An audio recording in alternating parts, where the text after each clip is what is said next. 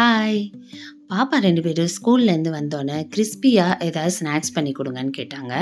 நான் வந்து பிரெட்டும், எக்கும் வச்சு ஒரு சூப்பரா ஸ்நாக்ஸ் பண்ணலான்னு ரெடி பண்ணிட்டேன். ஃபர்ஸ்ட்டு நான் வந்து ஒரு 6 பிரெட் எடுத்து, அத ஒரு பவுல் வச்சு, நடுவுல இருக்கிறத மட்டும் நல்லா ஷேப்பா எடுத்துக்கிட்டேன். அப்புறம் சுத்தி இருக்க பிரெட் எல்லாம் நம்ம மிக்ஸில போட்டு தூள் பண்ணி வச்சுக்கலாம். இப்போ வந்து ஒரு எக் எடுத்துக்கலாம்.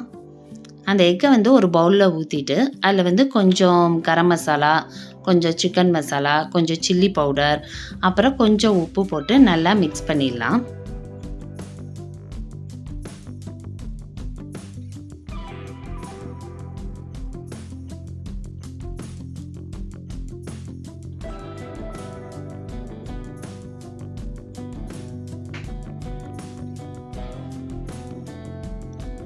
இந்த ஸ்நாக்ஸ் பார்த்தீங்கன்னா ஜஸ்ட் ஒரு 5 மினிட்ஸில் நம்ம சூப்பராக கிறிஸ்பியாக ரெடி பண்ணிடலாம்.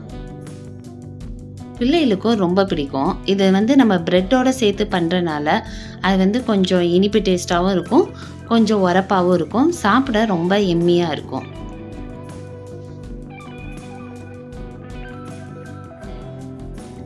இப்போ இதை நம்ம நல்லா மிக்ஸ் பண்ணி எடுத்துக்கலாம்.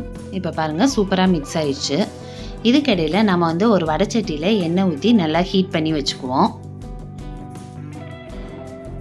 எண்ணெய் நல்லா ஹீட் ஆன பிறகு நம்ம ரெடி பண்ணி வச்சுருந்த ப்ரெட்டை வந்து அந்த எக்கு இதில் வந்து நல்லா டிப் பண்ணிவிட்டு, அப்புறம் நம்ம தயார் பண்ணி வச்சுக்க அந்த ப்ரெட்டு தூள் இருக்குல்ல அதில் நல்லா மிக்ஸ் பண்ணிடணும்.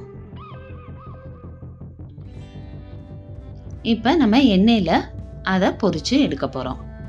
இதே மாதிரி நம்ம எடுத்து வச்சிருக்க எல்லா பிரெட்டையும் வந்து நம்ம அதில் போட்டு ரெடி பண்ணி வச்சுக்கலாம்.